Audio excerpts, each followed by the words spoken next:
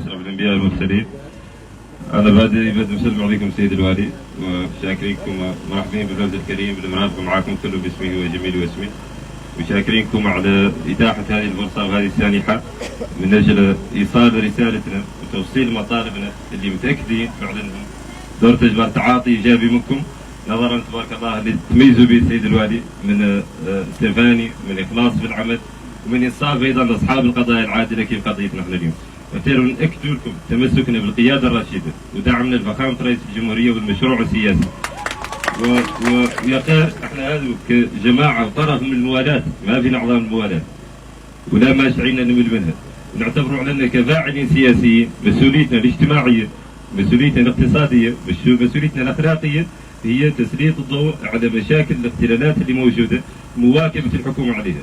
يقول ما هو النقد من اجل النقد، ولا هو النقد من اجل المعارضه، ولا هو النقد من اجل التشويش، وانما النقد من اجل ايجاد حلول معينه بطريقه مقبوله وناضجه. ياك يعود هذا النقاش اللي لا يخرج تشخص به المشاكل كامله ونخرج منه بتوصيات هي صالح الساكنه. وعندي زيارتكم انتم السيد الوالي لا تتنزل بهذا الاطار الاطلاع على مشاكل الساكنه والقرب لها. انا لا نختصر بها سيد الحاكم، يقول نبغي سيد الحاكم يزيدني شوي من ذاك الوقت. سيد الحاكم احنا نبدا بالتعليم، التعليم يعتبر ركيزه اساسيه من ركائز التنميه ووسيله من وسائل النهوض بالمجتمعات وتنميتها وتطويرها. سيد الوالي هذه المنطقه معروفه انها مصنفه بمثلث الفقر اللي سماه فخامه رئيس الجمهوريه مثلث العداله، واللي جيتوا هون بالحملات الرئاسيه اكد فخامه رئيس الجمهوريه على ان الفقر اللي موجود في الساكنه على انه ما هو فقر معنوي، انه فقر مادي نتيجه ان الساكنه هون بالمنطقه تسخر بالياسر من الثقافه وياسر من العلم وياسر من الحضاره وياسر من التاريخ. سيد الوالي التعليم هون تقدر تصوروا معي على المدارس الابتدائيه اللي موجودين هون على تقرا فيها من السنه الاولى الى السنه السادسه من عند 120 الى 150 تلميذ. وانتم سيد الوالي تعرفوا على المرحله الابتدائيه تشكل شخصيه الاكاديميه للتلميذ اللي الله يجبر فيها تعليم مركز.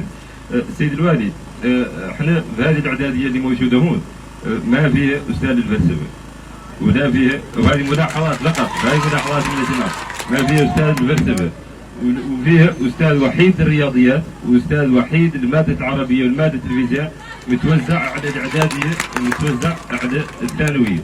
انا طلبوني هذا الطلاب على ان نطرح هذا المطلب اللي فعلا هو مطلب متضررين منه ومتاكدين عليكم دور تعدلوا سيد الوالي.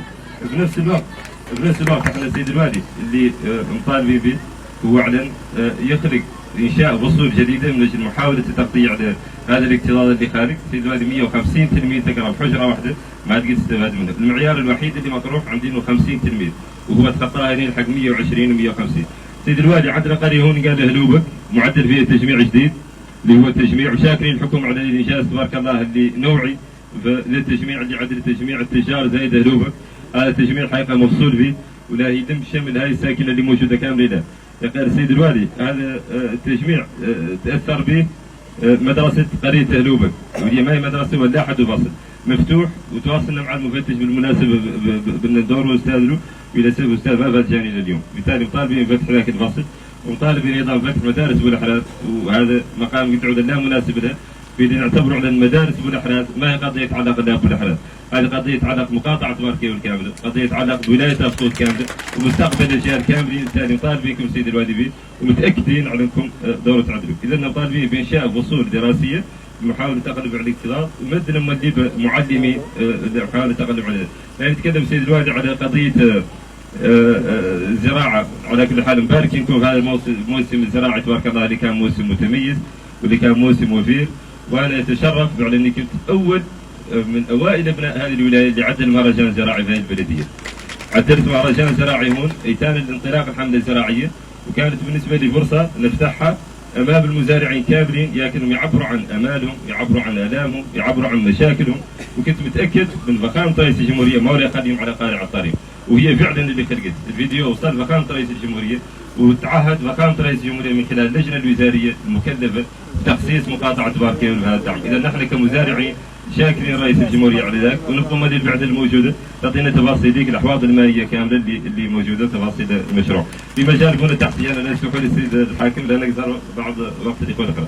في مجال البنى التحتيه احنا جابنا مع فخامه رئيس الجمهوريه في الحملات السياسيه وتعهد لنا ببرنامج طريق الصواطه قبر باركيو، وهذا الطريق تم ادماجه برنامج تعهداتي بالصفحه رقم 25، وهو يشكل أهمية بالغة بإذن الله عز التنمية في هذه المنطقة كاملة اللي موجودة هون.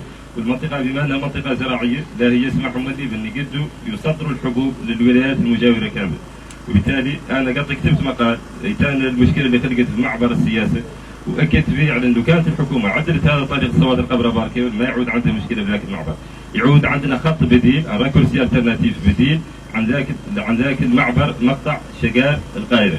إذا مطالبين بتسريع وتيرة هذا، جابرنا مع معالي وزير التجهيز والنقل وأكد أن على أنه لا يدخل في برنامج هذه السنة اللي ذي. قلت فقط نتكلم عن قضية صحة فقط.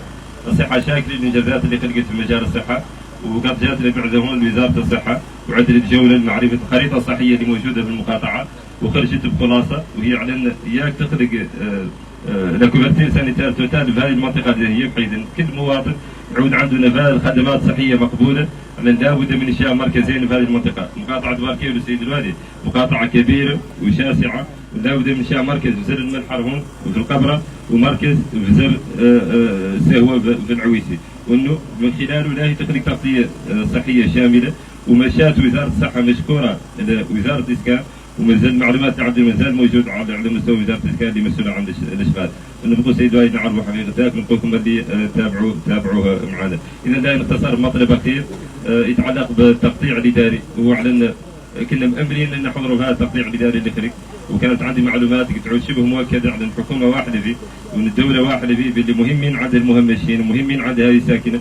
احنا سيد الوالي مقاطعه باركي والمقاطعه كبيره جدا وتستحق السيد الوالي على انه يعد لها تقطيع اداري جديد يقرب به الاداره من المواطنين. هذا اللي قالوا له ديسنتراليزاسيون فونكسيونيل، هي اللي لا تعود كاع حل هذه المشاكل نذكر كامله.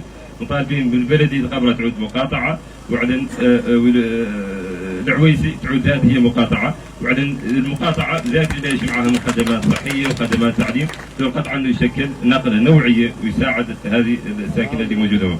يعني لا نختم، شاكركم سيد الوالي على زيارتكم هذه اللي تعبر عن اهتمامكم الكبير بهذه الساكنه. واحنا كيف قلت ما بين اعضاء الموالاه، وهذا ما لنا قالينه من اجل النقد ولا لنا قالينه من اجل التشويش، وانما من اجل معاونتكم انتم ومواكبتكم كيف قطعت لنا بالمهمه اللي جايبتكم. اذا شاكرينكم، السلام عليكم ورحمه الله تعالى وبركاته.